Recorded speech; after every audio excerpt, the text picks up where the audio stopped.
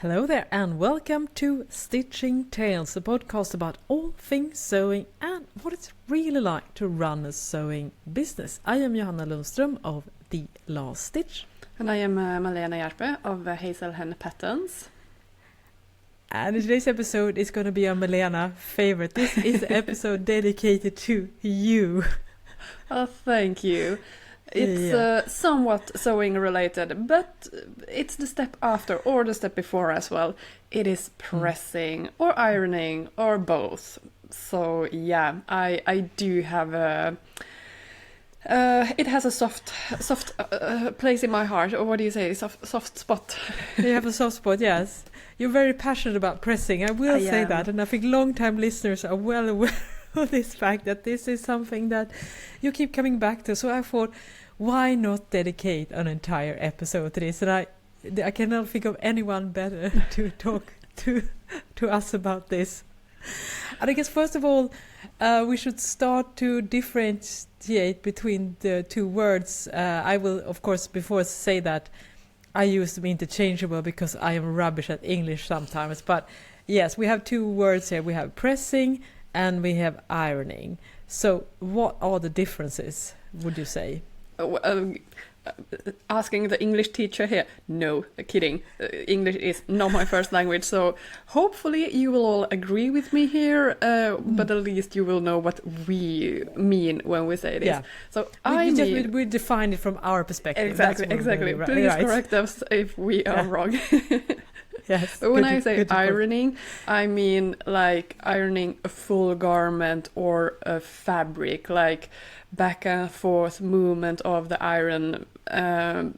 That's what I picture when I say ironing. Do you have the same? I have the same idea. I would definitely say that. I would ironing out wrinkles, basically. That's how I feel about ironing. That's what you do. Yeah, and pressing, then it's more...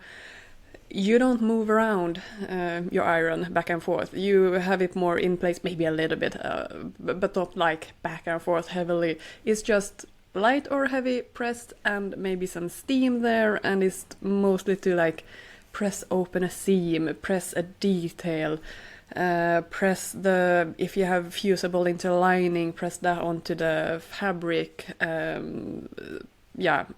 That's how I define pressing. So usually, I mean, keeping it simple, I iron the fabric before I start to sew it. I press along as I sew, and I iron the ready-to-wear garment after it has been washed, which I never do actually, but if I would iron a garment after wash, that's when and where I would do it. Yeah. To me, that's the same definition I would do, and that's what we try to use that. And apologies was because, as I say, sometimes my English is all over the place, so I might say call it iron when we talk about pressing. I'm just apologies in advance. But what we are going to talk about is, of course, what you define as pressing primarily here, right? So why is it so important to press when you're sewing? It gives that finished look, like if home sewn is, using quotations mark here, if that's like a little bit bad word if you describe a garment, like pressing it will make it more elevated, pristine. It will make it look like you bought it in a good store. That's like the difference. And also from a technical point of view, when you sew over a seam, if it's not pressed open properly, there might actually be a couple of millimeters disappearing because the seam has not been pressed open correctly or like good enough. So it might be some small pleats hidden in there in the overlapping seam then. So it is from a technical point of view also important that you press the seams open, or split to the side, or split to the side if you overlock the seams together. So it is actually really important. Yeah, it is really important. And I know you mentioned this previously as well, that in the garment industry they also press as you go, which maybe we don't think about that because we feel like it's such fast-paced manufacturing situations. So, but that goes to show, because as you know, time is money, and if you spend time actually pressing things, even in the garment industry, that goes to show how important it is, even though it is not technically a construction step. Yeah, and it is also going to be so much more easier to press in a certain stage compared to when the garment is fully finished, because you can't reach all the different places than when you have sewn it all together. So it's just easier for you to do it along as you sew, and you don't need to do it. I mean, obviously after every single seam, you can batch sew a little and press several seams at the same time, but you need to press it before you sew over that seam, because again, otherwise it won't be opening up properly. Yeah. Or depending a little bit on your fabric, you can, so to say, finger press it. Works especially well if you have cotton or linen woven fabrics. You can just press it with your fingers open a little bit, like where you're gonna sew. That usually holds it pretty well if you want to do quick and dirty. But definitely press it properly at some point. Yeah, I agree with you, and so it's such a good to make this as frictionless possible. Is that I also recommend that you put out your ironing board and your iron and all those things, water, steam, whatever you need, tools, before you start sewing, because that can feel like a hurdle. Then you have this tendency, at least I have, that you start to postponing the pressing because then I have to set up my ironing board, etc., etc. If you don't have it up all the time. So make that a priority, I would say, that everything is prepped and ready to go, because then it will be much easier to go back and forth between the board and your sewing machine, and that will help so much, because it is incredibly difficult to get a good pressing once you have sewn a lot of seams. For instance, when you're sewing pants, for instance, I mean, you can of course access everything, but you just don't get that same type of flat contact that you can get when you're being able to press things on the flat. So and if you have sewn everything together, it's too bulky. Maybe if you want to press something with the waistband, like if you have sewn the loops already, then they are there in the way to create a little bit extra bulk, and it might show through as well. Usually I always press from the inside, but sometimes you need to press from the outside. Then I always use a pressing cloth, because otherwise you will get those shiny marks, pressing marks. You can get those very easily the more layer fabric you have. So that's also why I prefer to press it as long as I sew, so you don't have that same bulk, too many layers of fabric at once. Then, so it's really, I'm getting, just when you said now with putting on the ironing board, I was like, I was in my studio, sewing studio yesterday. I was like, did I unplug the iron? I know I did. I have it as a point now. Like, okay, before I leave, I need to check everything. Also because I'm sharing the space with some other people now. I mean, I want to be respectful and don't leave a mess. So it's like, check before you go that everything. But still, just because you mentioned, I'm like, oh, did I really? No. I want to run there and just double check it. But I did. I triple checked it. Advised me, and all the other listeners so if you're watching the video, so what I'm holding up now is one of those timer where you put the cord into, and then you set it for a set number of minutes or hours, and then it turns off.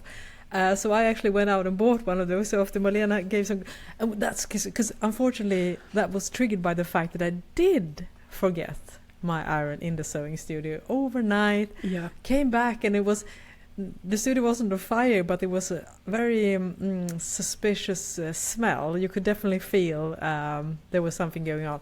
I will just give a better advice now. Get one that has dials with larger numbers than the one I'm holding now, because I have to put on my glasses every time I set it on. So I don't know why they made the smallest number possible that I can find on a dial. So if buyer beware, if you're getting older or your eyesight is not great, get one with bigger numbers. But yeah, that's a really good tip that hopefully will help us to prevent this from happening in the future. Yeah, and I have one of those, obviously, since I gave the tip about it, but I don't, in the move, I don't know where it is. I think it is one in my, and I'm using their iron at the moment, so I need to find it just for my inner peace. Yeah. But yeah, that's, that feeling is like, I know I did, but did I really? Yeah, I know, and it's such a. There was some iron that tends to shut down when after a while, so I think that's also better. But which brings me, because when we talk about iron, what would you recommend? Like a regular iron with just steam, or what would you say is a good way of iron to use for pressing? Yeah, I just have a very old one. Does it have steam inside? Yeah, it has. Water? Yeah. I think you kind of have to have steam if you press cotton or linen because it's so hot. So you also need a little bit of steam there, and also to be able to get those wrinkle outs, you need to kind of have some steam. Here is a little bit personal preferences.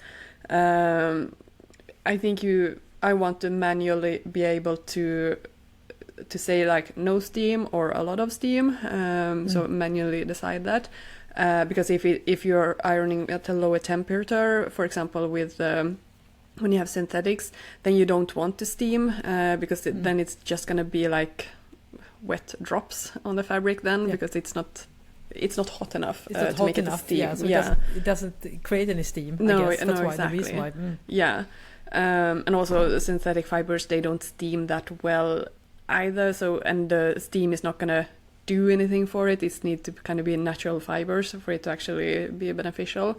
But I mean, you need to try and find what kind of iron you prefer. Some are like putting out a lot of steam when you move it up and down, and you could basically have it a little bit as a steamer. I can find that really annoying that when I place it right next to me, then it comes a lot of steam all of a sudden. So, but it's really personal preferences here, how you prefer. But no, I have just used a very regular iron, nothing special about it. Yeah. Do you have the same arm? Yeah, I have the same. I have two different setups, as I should say, but in the sewing studio.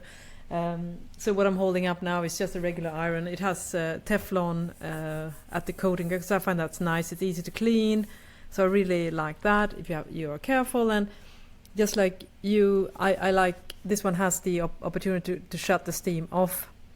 So what I'm holding now, if you're watching the video version, is it has like a lever where you can have no steam, little steam, or a lot of steam.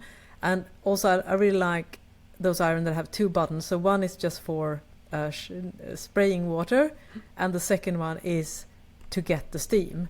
So I really like that you are able to like really push out the steam when I need to. So that combination is the best for me, and also of course have clear dials with the heat setting and recommendations. But so this is a really good regular iron. It's a Philips. I bought it a couple of years ago. I mean, check test results and reviews. I think if you're betting, I do think it's good to have you don't want to have electrocuted by your iron. So it's probably good to get a decent iron at least. But I don't think you have to pay lots of money for it. But I will say at home, where I don't do any pressing, but I do a lot of ironing, then I actually have a steam station from Tefal, which I love because it's so powerful with the steam. So even on linen, it kind of just melts the wrinkles away, which a regular iron doesn't really do. So I'm a big fan of my steam station, but I don't feel I need it in the sewing studio. But then you have a garment on a hanger, right? And you just steam it. No, it's a container. I'm going to post a picture of it over Instagram account. So it's a container of steam. So it looks like an iron, but it's much bigger, and it's extremely powerful. So it's like steam cloud, and then you can put extra steam on top of the steam, and you can hover it over, and it's just steam. It's like sometimes there's a fog of steam, steam fog. But so that's the next level thing, and you don't have to buy one of those. But I will say it's very, very effective for wrinkly fabrics like linen and such. So that could be a worthwhile investment. And I also actually bought a steamer the other day, but that's for photo shoots, like the handheld steamer. But so I haven't tried that one yet. But so I do have 3, of course. Johanna again. I was already thinking, is it you that is more into steaming these days compared to me? Yeah. But then again, I have it. If it has a cord, I can't resist it. So I'm a bit of a gearaholic again. I didn't really realize that before we started the podcast, because I have this idea of myself of being somewhat, cost conscious and frugal, but I'm like apparently not. But yeah. But all again, those things have a specific, not needs, but purposes. Yeah, exactly. Purposes. So it is different things. You don't have 3 of the same thing. You have 3 completely different things that do different tasks. So you get my approval, no problem. Thank you. Thank you. Because it does help a lot. And when we're talking about steam, and especially natural fibers, maybe you even want to have those spray bottles. They can just spray with regular water to make the fabric a little bit, do you call it damp? So you do that before, if you want to, iron the fabric before, because sometimes it can be really difficult to get away some creases. So I always do this before I cut out anything. I always iron the fabric because it changes a lot actually if you have fabric that has a little bit of wrinkled creases all over, or if you have a completely ironed fabric. So I always do that before. And you also see if you get away or you can remove those, because I'm so annoyed sometimes when the fabric is shipped or delivered. It is sometimes not always on a roll. It is like folded in half and then like on those flat squared cardboard, like rolled up there, but the fabric is folded in half then, and to get away that pressing mark in the middle, it sometimes doesn't go away, and it's so annoying, because then you are like really limited, not just to width, but also you can't really cut anything out in the middle, because you can't remove that fabric fold. So I'm a little bit annoyed by that, to be honest. Yeah, buyer beware. I agree with you. I've had several instances. And also, sometimes if the fabric has been stored for a long time, it can also get like a decoloring or a little bit bleached. Yeah. So there's actually, even if you get rid of that pressed fold, you can still see shifts and changes in the fabric within that. So you can't use the piece anyway. So yeah. Very good point. Yeah, and I also have it as a habit that when I do iron the fabric, that just check how it looks, because sometimes there are small color variations or damages to the fabric as well that you maybe didn't notice or the store didn't notice. So just check so you don't get any unpleasant surprise when you actually have cut out your fabric and there is a stain or fabric hole or anything in the fabric that is going to be visible. That it happens also more often than you think. So be a lookout on this. That's also another good reason why you should iron out the fabric beforehand, because that gives you the opportunity to detail study the entire big piece, because as you're going over it with your iron, you're going to see all those spots or maybe some yarn that got snatched or something like that or snagged. So yeah, that's another case for why it's so important to ironing the fabric beforehand. So speaking of tools, we have iron boards, and I would say back in the days they were usually made out of like wooden fibers, like pressed fibers, and these days they are usually done with a metal. I guess that's because there's so much steam in modern irons, so it has to release it somewhere. Do you have any preference of the old school ironing board made out of pressed wooden fiber or the metal lightweight ones that you can get today? Yeah, I'm trying to think what my. I think I have the old one because it's really heavy. So I think it is actually. But then it has, some synthetic padding also on top of it, so it is a little bit softer. I think that works. I think both works fine. I think both work, but I will say though that because I've tried. I've used both, and now I have one of those because it's really hard to get. If you want to get a new one, it's really hard to find them in pressed fiber.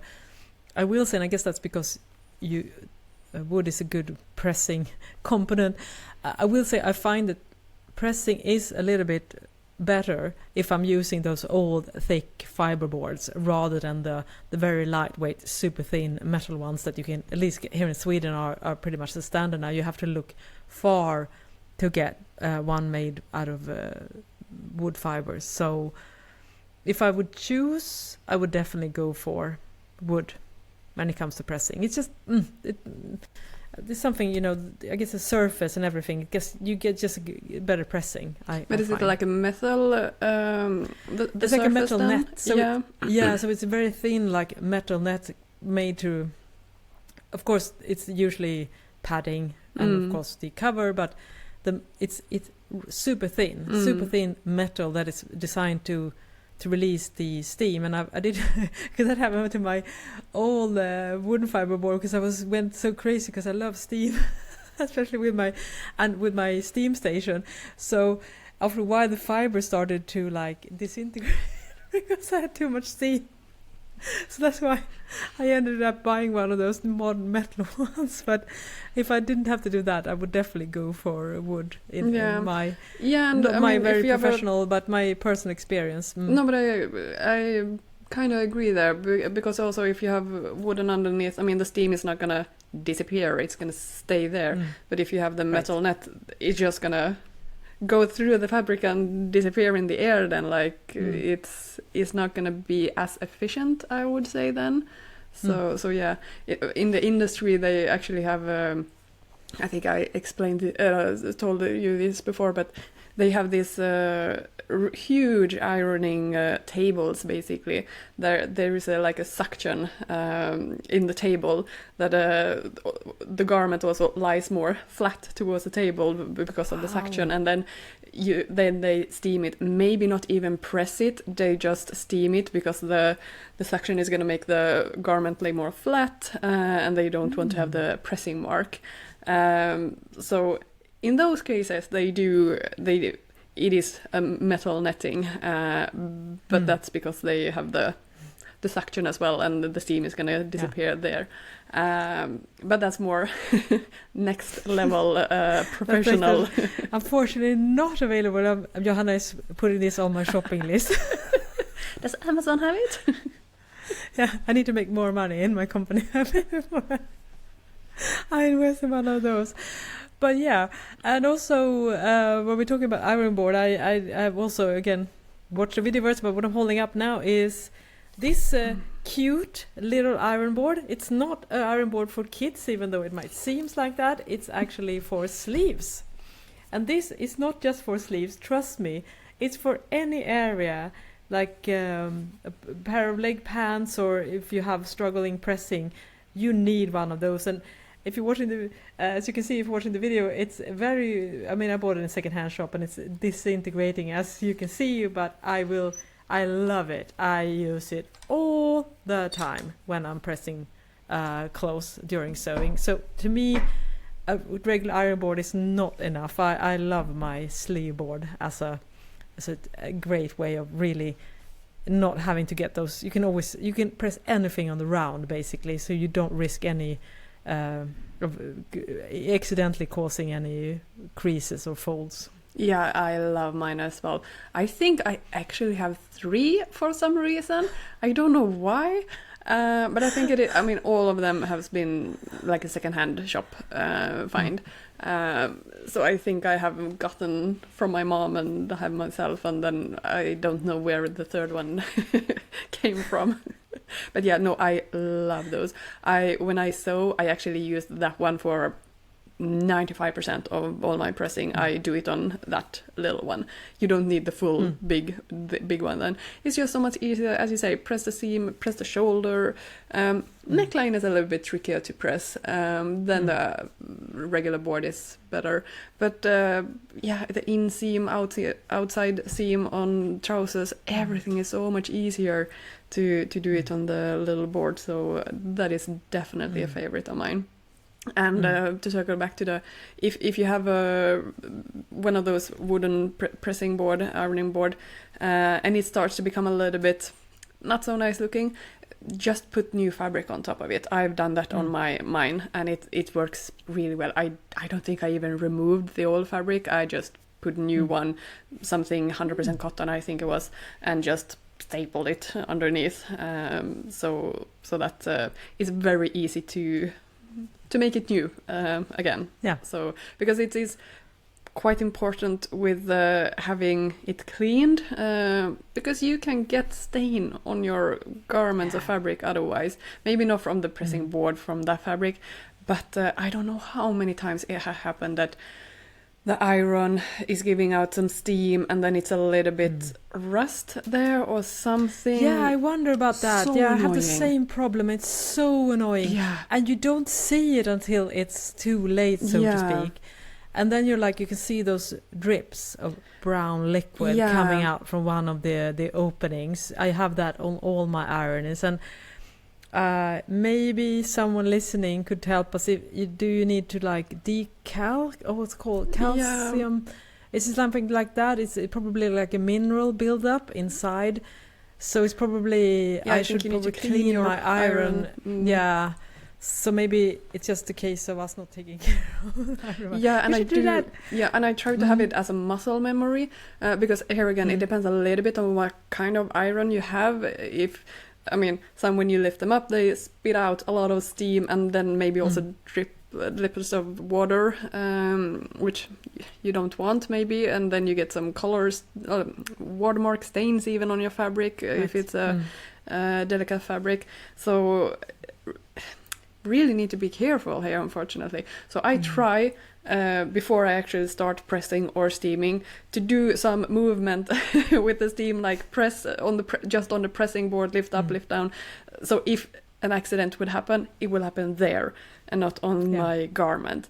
I try to always do this as a muscle memory thing, so it becomes a habit. Not really there yet, but I really recommend it because it is so annoying if the iron. And it's always when you're it. doing something like white. Obviously, of course. Yeah. The iron knows. Annoying. That's one of the benefits of the older iron, that we didn't have any steam, because then you didn't have that problem because it was just one solid surface that was easy to take care of and clean. But that's a modern problem with those steam irons that I definitely. So I'm gonna make that a promise, and I'm gonna try to do like a proper cleanup on the inside. I probably suspect it's a build-up. I need to do that as well on mine. One thing I'd also like to talk about is the routine, because you mentioned it, you like to press from the inside. So can we talk a little bit more about that, like the steps, and also, of course, sometimes you're sewing both layers together, and then sometimes you are pressing the seam allowance open. So you say you press from the inside. Why do you start with that? Just because it's more secure. If something happens, it stains or something, it's on the inside then. But also those shiny pressing marks, really difficult to remove if you got them. So that's why I'm trying to always do it on the inside, because then it won't be visible from the outside.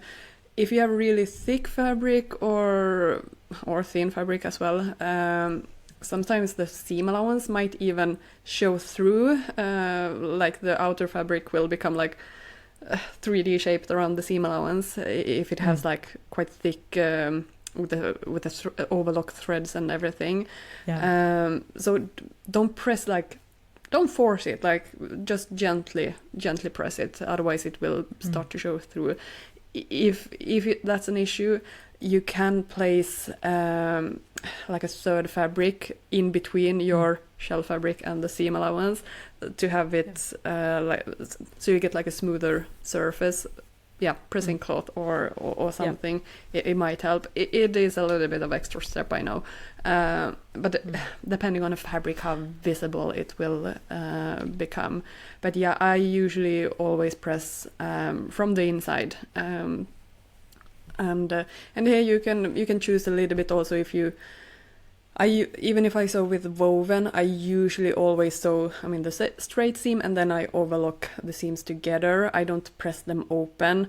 Again, depends a little bit on the thickness of the fabric, but for me, I think it's more secure. If the straight stitch ever would break, then you have the overlock seam there on the inside to not get a hole in the seam. But if you have really thick fabric, coat fabric or something, then it is more common to press it open and have the seams, not overlock them together. But it depends a little bit. And on knitwear, you always, or if you have an overlocker, you sew the seams straight on the overlocker. You don't sew that straight or zigzag seam. So then you always press it towards the side. And I usually try to, here also, you can think in which direction you want to press the seams. Sometimes it doesn't matter at all. Sometimes it do matter. Just a visual effect. I always try to, on a jersey top, a t-shirt, I try to press the seam towards the back. I don't know why. It's just I want to do it that way. And on the, I'm trying to think now, on the armhole, I press the seam allowance towards the sleeve, just because at the shoulder seam, then you have so many layers of fabric. So if you would press that towards the body, then most of the layers are in the shoulder seam, then you would have to fold them and it will be extra bulky then on that point. That's why I press it towards the sleeve, because then all the fabric layers can be flat. So just think about those kind of things as well, like also on pocket, trousers on the side seam. Usually if you have some pockets in the side seam, you don't want to press those towards the front, because then all the layers have to be folded. And after washing, they probably want to go backwards anyway. They want to become straight again. So just have that as a... which direction do you want to press it? Well, the natural way, basically. Don't force the fabric in. Don't fold it too many times, basically. Yeah, I do the same thing. And if you look into any ready-to-wear garment like a t-shirt, or if it's well made and consistently made, the side seams are always pressed towards the back, and it makes sense, because otherwise you risk of having a visual like seam fold or a ridge showing through to the side. So of course it makes more sense to hide it towards the back rather than to the front. And I guess it can make also sense with how the body moves as well, that sometimes the seam slides better towards a certain direction, because depending on your body, it will have a tendency of flipping forwards. And so I do the same with pants, of course, with the side seams, press the seam allowance in the outer seams. But then, for instance, when I'm making jeans, I always press the inseam to the front and top stitch it like that. That's just the standard way of doing it in the garment industry. And I don't know exactly why I tried to figure that out, but I guess, again, it makes sense with the movement, that it's probably nicer for the legs maybe to have it, because you also want to avoid friction and chafing and things like that as well. So those things you have to take in consideration as well when you're pressing seams. Yeah, and there you usually also have, as you say, you have them stitched down, or you even have the what do you call it? This seam, flat felt seam? No, flat felt seam. Exactly. Yeah. So the seam allowance are hidden within the seam, so you usually have another type of seam as well there. So it depends a little, and I try to do this. sometimes I feel a little bit like when I write my sewing instructions, like which direction should you like it's such a like, well, choose whatever we want, but if there's a thought, a reason, I always also write in my sewing instructions like which direction should you fold the seam allowance. I do the same. I don't think I've written. I know that, I mean, symmetry is a big thing, but for example, when you sew the side seam on a t-shirt, you usually sew the side seam and the inside sleeve seam in one go. Then I usually I fold the seam allowance in the armhole in different direction, just to make it less bulky. Because otherwise it's going to be at one point so many layers. So I do usually then just try to fold them in different direction because it's easier for the sewing machine to sew over that. So that's also a little bit to how you can fold them in different direction to make it easier for the overlocker and for the sewing machine. Yeah, and I have started doing the same. Before I used to do it, as I also do when I'm sewing with jersey, I always press the seam allowance towards the sleeve, sleeve opening, but I've actually done that. And again, if you look into ready-to-wear knitwear, they usually have it the way you're saying, that they are flipped in opposite directions. So, and it doesn't really, it just happens underneath the arm, so it doesn't really affect the fact that you press the seam allowance towards the sleeve. In general, it's just that little tiny thing, and so reducing bulk is such a good idea as well. So you have to try and see what works for you. But I find I love going into ready to wear and see like well made. Sometimes you see cheap made. They have it's all over the place. Sometimes you can definitely, there's no quality control or systemization, because sometimes you can see that one side seam is flipped towards the front and one to the back. That's probably a sign of a badly made garment. But generally speaking, I think you will find a lot of helpful tips with pressing directions when you look inside well-made ready-to-wear, because they have to figure those things out, and they have spent a lot of time doing that, so we can learn from it, I say. Yeah, absolutely. And pressing is not just for woven fabrics, it is, I think it is even more important for knitted fabrics, for single jersey or any kind of jersey, basically. Because when you sew an elastic material, the seam is usually going to stretch out the fabric a little bit, but with the steam and light pressing, it usually, the fabric like goes back to its original shape. So that's why it's like so important to press knitted fabric, because it's just the seams are gonna look so much better, and especially in the neckline. Whenever I sew a neckline, I usually have like attachment rib, or in rib fabric, or if it's in shell fabric. Usually when I have sewn on the neckband, it does not look nice at all. It is so wobbly. The neckband is not laying flat at all. The seam is very wavy, but with good pressing, it's like magical. It really gets its proper shape then afterwards. So don't be afraid after you sew the neckline. It needs a good press to be able to lay flat. So that is like super important. Yeah. Very, very good tip. And I should also mention that when you press, sometimes you have to press from the outside, because as we talked about, and I guess a sign if you feel like you want to press from the outside is that despite your best intention and proper technique, you still have that like ridge, or you can see that, so you don't really see the seam. So that's where I usually flip the garment over, and of course always using a pressing cloth in that's the case, just to get it to lie flat, because I do find sometimes that it is a little bit hard on thicker fabrics, that because you want to me a good pressing is that the seam from the outside is even, so there's not like a couple of millimeters inside and then it's straight and then it's inside, so that's like to me a good sign of a good pressing. Yeah, so true.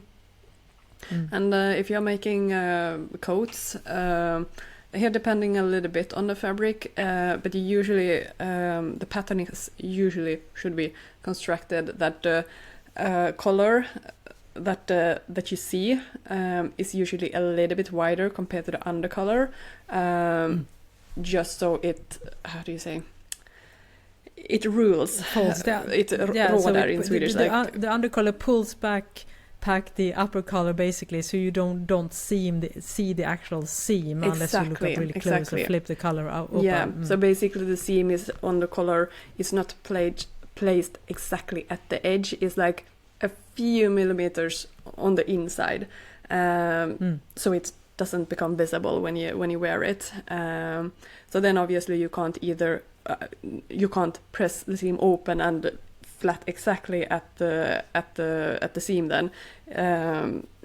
So just keep that in mind if you have a collar on a jacket. Sometimes also on a shirt collars, not really as usual there, but still it can be, the top collar can be a couple of millimeters bigger compared to the undercolor. So that's not wrong on the pattern if they are not same sizes. It's the undercolor that should be a little bit smaller. So because when you fold it, when you have it like 3D on your garment, when you wear it, it is a little bit longer for the top color to go over the undercolor. So it's that taken in consideration basically. So so just beware of that if you press colors, that it's okay that the seam is a little bit on the inside. Especially because and the tell there is that there is 2 separate pattern pieces for the color, the upper and the outer color. Then you know that is what you're trying to achieve. So that's I am a big fan of those. I think it makes a huge difference. Just those tiny little details. It just there's no unsightly seams and I just remember one thing I should say more about pressing direction, which you mentioned, but that you can use it always, try to minimize bulk. And that goes, for instance, for cuffs as well. I'm holding up now one of my top that I've sewn myself. It has cuffs at the wrist, and you can also have waist cuffs, for instance, or cuffs if you're making track pants. Always press. Don't press it down towards the, because you have to again figure out, so you don't want too much bulk. You should try, if it makes sense, try to press it always towards the thinner side of the fabric. I think that's a good rule of thumb in general, because otherwise, as Malena mentioned previously, the fabric, the seam will have a tendency of wanting to go in that direction anyway. So yeah, absolutely. So work with all the fabric layers. Don't complicate it, basically. No. And also, the only thing when it comes to the seam allowance at the sleeve opening, for instance, like shirts, more like properly made shirts, they usually have the seam allowance pressed toward the shoulder seam and then top stitch, and I've also seen that on some functional jackets and like that. So there's definitely situations where you could use press the seam allowance towards the shoulder, but you definitely, as Malena says, get more bulk because you add a lot of layers. And with this neckband as well, which you mentioned, always press the seam allowance towards the bodice and not upwards, because then again you get that double layer effect, which you don't want to do. So always minimize bulk. That's like a good rule of thumb with everything. Try to figure that out, because bulk is really the enemy of a good finishing, I think. So that's a good rule of thumb. Yeah, absolutely. Yeah, and as you mentioned, it's different than if you want to top stitch, and that's on the bodice. Then obviously you want to top stitch down the seam allowance, but then it also stays in place because it's you sewn over it. So that's a little bit different there. But yeah, steaming, it's you can't skip this step, and I mentioned this before and I say it again. I basically steam equally much as I sew time-wise, because it's that important. Yeah, so it's very, very good, solid advice. And I've actually, this is something that I used to take shortcuts with when it came to my sewing, that I wasn't as diligent about pressing and steaming as I have become. And I will say that my garment does show for it that. So yeah, you cannot like underestimate the effect of, and it's also like getting technique. I mean, not because as we talk about now, you shouldn't like shift your iron back and forth all the time when you're pressing, because it is called pressing, which means that it needs to have a more still motion compared to what we mentioned here with the distinction between ironing. So just figuring out like a good pressing technique for how long you should hold the iron depending on the fabric, and of course also always do a sample and test the settings, because yes, I have ruined fabrics. I will say I have ironed wool with the too hot setting and had like this burning hair situation, and when you get those pressing marks, they can never go away because the surface changes. The same, I've also accidentally had too much heat on polyester fabrics as well, and polyester thread, and that has melted or just got really, really shiny weird surface. So be careful with the settings and definitely check before you start going wild with your iron and pressing. Yeah, and usually your threads are in polyester and that they can take quite a lot of heat, but cotton and linen fabric, they can take even more heat. So just be careful if you sew a linen garment with polyester threads, which is the common thing. Just remember those are polyester and they can melt if you have too hot of a setting. So yeah, be super careful with that. And one tip also with I love to pre-press things. Pre-press the neckband or pre-press hems before you sew the side seams, because then you can press them flat on the ironing board. You don't have like a finished garment that you need to take in consideration. It's so much easier when the fabric can just be flat, and then you fold and hem, press the hem before you sew those side seam. It just makes it easier, and then I basically just use 2 or 3 pins when I sew the hem. You don't need that much more because the fabric is laying flat already. So don't skip that either. That is so much easier to do a proper hem after you pre-pressed it. Yeah, easy access. Always make sure that you have the easiest access for everything you're pressing. That also makes sense. And I saw a good tip in a book regarding pressing the hem, because that when you fold it up, that try to just press the fold, because again you will if you have used overlock stitches on the inside, obviously edge finishing of the hem, for instance if you're making pants or something like that, you always run the risk of, as you said, mentioned, getting the pressing marks of the overlock thread, or maybe even the zigzag stitch possibly, but to keep the iron and just have it above the edge finishing or the overcasting, and just smooth out because you only need to press the fold, you don't need to press the seam. So that was like, I saw this tip in the book and I was like, why didn't I think about that earlier? That makes so much sense. I mean, why? And so one of those like tiny things that can also make a big difference. Yeah, no, so true. So it's like, don't skip pressing, but press with precaution. Yeah, good way of summing it up. All right. Do we have any more tips to add, or do you listeners have any tips or tricks you want to add here? Do you have anything you want to share? And we mentioned a little bit with material, but natural fibers usually press so much better compared to synthetic fibers. With the exception of silk, I would say. Yeah, if you talk like... Yeah, that's can be very... towards the steam, it can leave marks, watermarks. So, but yeah, it's all fabrics, and I mean, of course, unless swimwear, then it's basically can you even press those fabrics? I don't know. You don't need to, because everything is also stretched out, because everything will lie flat and open, because swimsuit is always smaller than your body, and the fabric is stretched out, which means that the seams will also be stretched out. Yeah, so I think that's the exception. Again, you don't have to obsess about wobbly seams or things like that when you're making that kind of tight-fitting garments, because it's going to look a little bit wobbly, and it's going to look great on your body. So yeah, but for all other garments, don't skip this step. Yeah, true. Thank you so much for sharing this wisdom, and I hope that you have felt inspired now to give pressing another go if you are one of those that are prone of skimping it. And I'm sure everyone who's listening is of course doing it perfectly already, but if you're not, hope that you found this episode useful, and there's always room for improvement, I think. So thank you so much for listening, and of course if you want to get in touch and watch the video version, you can go over to YouTube where we post the videos. Stitching Talespod is our YouTube channel, and of course if you want to see pictures, we post photos every episode over our Instagram account, so you can actually see examples of what we're talking about. You can do that, and you can also email us at stitchingtalespod@gmail.com.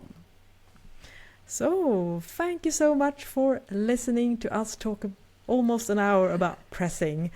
I am Johanna Lundström. And I am Malena Hjerpe. Bye bye. Bye bye.